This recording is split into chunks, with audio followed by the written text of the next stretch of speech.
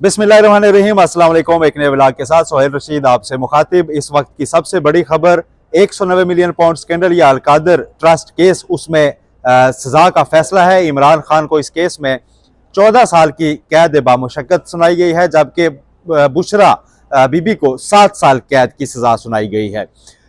इस केस का जो तहरीरी फैसला है वो मैंने जो इनको कन्विक्ट करने की हद तक है उसको पढ़ा है। उसमें क्या तफसीलात हैं, कितना पायदार फैसला है, हाई कोर्ट के लिए नैब का केस कितना स्ट्रॉन्ग या कमजोर है, इमरान खान के लिए हाई कोर्ट में बरियत की कितनी पॉसिबिलिटी है, और क्या ये सजा फौरी तौर पर सस्पेंड होने के काबिल है या नहीं, कानून के मुताबिक माजी की ऐसी क्या रिवायात हैं, सारी डिटेल आपके सामने रखेंगे। और उसके बाद कुछ जिक्र फौजी अदालतों के केस का भी होगा।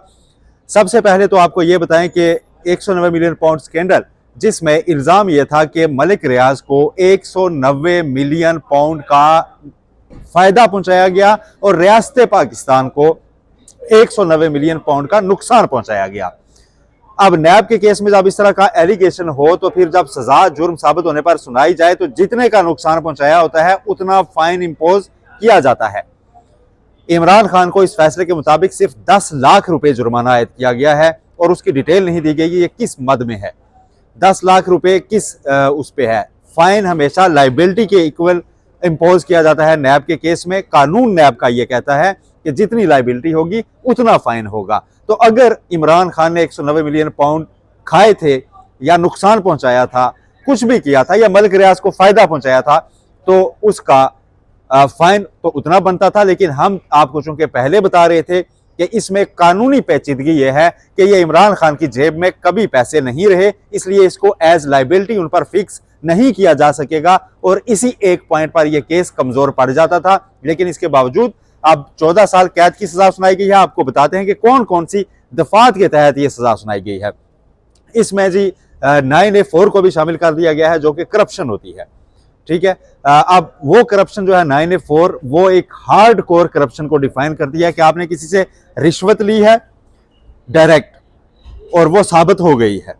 आपने किसी से बिल्कुल इसमें कोई आप यूं कह लें कि बेनामी या इस तरह की चीजें नहीं होती, ये डायरेक्ट होती है और ये साबित करना नैब के लिए हमेशा मुश्किल रहा है। आज इसमें भी सजा सुनाई गई है।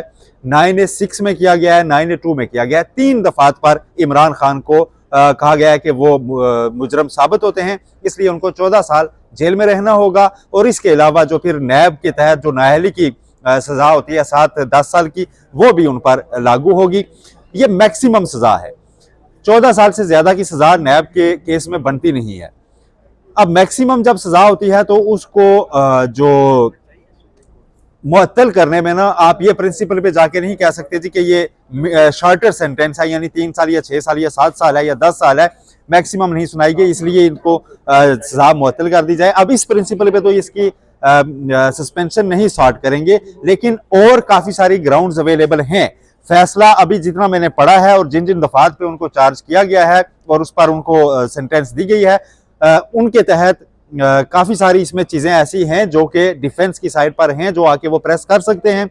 माली फायदा किस हद तक साबित हुआ और क्या अलकादर ट्रस्ट का जो CFO स्टेटमेंट दे गया था नैब का गवाह बनकर के, इन्होंने कोई माली फायदा नहीं लिया। उसके बाद कोई और गवाह ऐसा नैब ने पेश किया, कोई और ऐसे शवाहिद पेश किए जिसने ये साबित किया कि ये वाकई जुर्म इस तरह हुआ है कि माली फायदा भी लिया गया। ये सारी चीजें अब हाई कोर्ट में जब अगर केस खुलेगा तो उसमें ये सारी सामने आएंगी। अच्छा, इंटरेस्टिंगली इस केस में सारा बयानिया यह था कि बुशरा बीबी ने हीरे जवाहरात की अंगूठियां ली हैं। फैसले में उनको इस चीज पर कोई सजा नहीं सुनाई गई, इसको डिस्कस भी नहीं किया गया, क्योंकि नैब ने ये इस्तदा भी नहीं कर रखी थी और ये केस का हिस्सा भी नहीं था कि हीरे की अंगूठियां मलिक रियाज से उन्होंने ली हैं। ये सिर्फ एक बयानबाजी की हद तक तो था, मीडिया की कंजम्पशन के लिए तो था, लेकिन फाइल का हिस्सा नहीं था। इसलिए बुशरा बीबी को सिर्फ सेक्शन 9A12 उसके तहत उनको सजा सुनाई गई है और वो होती है आनत जुर्म की, यानी एक बंदा मरकजी मुलजम है और उसकी मुआवनत की है। और अदालत ने यह लिखा है फिर कि इमरान खान की हद तक मिटिगेटिंग फैक्टर कोई भी नहीं है, यानी कि जिसके तहत उनकी सजा को कम किया जा सके। लेकिन बुशरा बीबी का जुर्म सिर्फ आनत का, इसलिए उसको मिटिगेट किया जा सकता है, इसलिए 14 नहीं 7 साल उनको सजा सुनाई जाती है। मरियम नवाज शरीफ को भी एवनफील्ड प्रॉपर्टी में 7 साल कैद की सजा सुनाई गई थी, लेकिन उस फैसले और इसमें अगर एक फर्क हम देखें तो एवनफील्ड प्रॉपर्टी के इक्वल लाइबिलिटी उसमें फिक्स करके तो फाइन भी उतना इम्पोज किया गया था जो तकरीबन 7 अरब रुपए पाकिस्तानी उस वक्त बनता था। आज फाइन अगेन 10 लाख इमरान खान पर और बुशरा बीबी पर 5 लाख है। नैब इसको हाई कोर्ट में किस तरह जस्टिफाई कर सकेगा कि ये लाइबिलिटी कहां से आई, और ये फैसले के सारे जब डिटेल जजमेंट आएगी तो उसमें ये सारी चीजें भी सामने आएंगी कि आखिर एविडेंस क्या था, किस तरह से उसको अप्रिशिएट किया गया। और फिर जो जमीन अलकादर ट्रस्ट की ट्रांसफर जुल्फी बुखारी के नाम हुई थी, इमरान खान के नाम नहीं हुई थी, और जुल्फी बुखारी इश्तेहारी हैं, उनके हद तक केस भी नहीं चल रहा, तो उस जमीन को इमरान खान का माली फायदा किस तरह से अदालत ने कंसिडर किया है और उनको सजा दी है, और वो भी आगे जुल्फी बुखारी से फिर ट्रस्ट को मुंतकिल हो गई हुई थी। दूसरी चीज इसमें यह की गई है कि अलकादर ट्रस्ट जो है उसको बहाक सरकार जब्त किया जाए। उसमें बहाक सरकार जब्त होना इमरान खान या बुशरा बीबी के ऊपर लाइबिलिटी में नहीं आता, इसलिए कि वो पहले भी उसके फाइनेंशियल ओनर नहीं थे। वो ट्रस्ट बनी इस तरह होती है कि ट्रस्ट की प्रॉपर्टी अल्टीमेटली अगर ट्रस्ट खत्म हो जाए तो वो हुकूमत को ही जाती है। ये उसके एग्रीमेंट में भी था, और ये CFO जो थे अलकादर ट्रस्ट के, उन्होंने बतौर गवाह उसकी स्टेटमेंट पर भी हमने आपके सामने व्लॉग किया था, मुकम्मल बयान आपके सामने उनके पढ़ा था, वो ये बताकर गए हुए हैं कि इसके सारे एग्रीमेंट्स ऐसे हैं कि इसका माली फायदा इनको नहीं जा सकता। अब ये फैसला तो आ गया है, इसके खिलाफ अपील की जाएगी, इस्लामाबाद हाई कोर्ट में ये अपील आएगी, और इस्लामाबाद हाई कोर्ट में आज नए जजेस भी 4 आएंगे। सुप्रीम कोर्ट ऑफ पाकिस्तान की इस बिल्डिंग में आज 2 बजे इजलास होना है जुडिशल कमीशन का, जिसमें 4 नए जजेस को अपॉइंट करने पर गौर होगा और फैसला भी होगा। यकीनन 19 मुख्तलिफ नाम हैं जिनमें से डिसाइड किया जाएगा कि कौन कौन इस्लामाबाद हाई कोर्ट में जज जाएगा। उसमें जज शाहरुख अर्जुमंद, हमायूं दिलावर, आजम खान, 3 तो ये नाम भी शामिल हैं।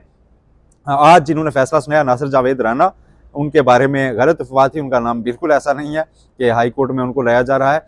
बाकी वकला के नाम हैं, देखते हैं उसमें क्या फैसला सामने आता है। फैसला जब तफसीली आएगा, अभी कुछ पेजेस आए थे उसकी हद तक मैंने आपके सामने रखा, तो फैसले में आपको फिर उससे भी आगाह करेंगे कि तहरीरी फैसले में, तफसीली फैसले में जज साहब ने किस तरह से चीज़ों को कनेक्ट किया है। फौजी अदालतों के केस में आज फिर ख्वाजा हारिस अपने दलाइल मुकम्मल नहीं कर सके, और उन्होंने अदालत के सामने ये मौक़िफ़ अपनाया कि जो FB अली केस है उसमें यह साबित हो चुका हुआ है, तय हो चुका हुआ है कि सिविलियन का मखसूस हालात में मिलिट्री ट्रायल हो सकता है। फिर शेख लियाकत हुसैन केस था, उसमें भी उसकी तौसीक हुई, और 21वीं तरमीम जब सानिया IPS के बाद की गई और उसमें जजेस ने, सुप्रीम कोर्ट की फुल कोर्ट ने जायज़ा लिया कि मिलिट्री कोर्ट्स में ये ट्रायल चल सकते हैं या नहीं, उस वक्त भी इन दोनों केसेस पे, माजी के केसेस पे कोई बात ऐसी नहीं हुई कि उनको ख़त्म किया गया हो, बेअसर किया गया हो। ना ही जो अब सेक्शंस कलअदम करार दी जस्टिस इजाजुल हसन की सरबराही में बेंच ने, उनको कलअदम करार दिया गया था, लिहाजा सिविलियन का मिलिट्री ट्रायल हो सकता है। इस पर जस्टिस जमाल मंदोखेल ने यह कहा कि उसमें यह भी तय पाया था कि 20वीं आईनी तरमीम में कि सियासी जमातों या सियासी शख्सियात का मिलिट्री ट्रायल नहीं होगा। तो ख्वाजा हारिस ने कहा कि सियासत में और अमलाक पर हमला करना, अपने डिफेंस के इदारों को नुकसान पहुंचाना, ये सियासत में नहीं आता, सियासत की एक हद होती है। जस्टिस हसन अजहर रिजवी ने भी ये कहा कि पुलिस एहलकार के कपड़े फाड़ देना भी जुर्म है, यहाँ तो कोर कमांडर के घर पर हमला किया गया है। जस्टिस मोहम्मद अली मजहर ने भी कहा जी कि जुर्म से तो इनकार नहीं है, सवाल ये है ट्रायल कहाँ चलेगा, और क्या जो फैसला चैलेंज किया गया है, इंट्रा कोर्ट अपील जिसके खिलाफ आई है, वो पूरा बरकरार रह सकता है या बरकरार रहने के काबिल नहीं है। अब ख्वाजा हारिस के लिए मंडे का पूरा दिन मुख्तस किया आईनी बेंच ने कि वो अपने दलाइल मुकम्मल करें, लेकिन उसके बाद फिर दूसरी साइड जो है वो अपने दलाइल का आगाज़ करेगी। तो अगला हफ्ता भी इसी केस में जाने का इम्कान है।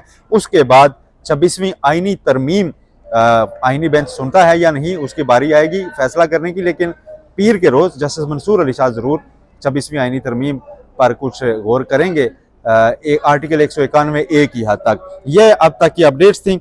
आज के दूसरे व्लॉग में आपको बताएंगे तफसीली फैसले में क्या लिखा है और उसके अलावा कौन कौन से जजेस इस्लामाबाद हाई कोर्ट में और बलूचिस्तान हाई कोर्ट में लगाए जा रहे हैं। अपना बहुत ख्याल रखिएगा, चैनल को सब्सक्राइब करना मत भूलिए। अल्लाह हाफिज़।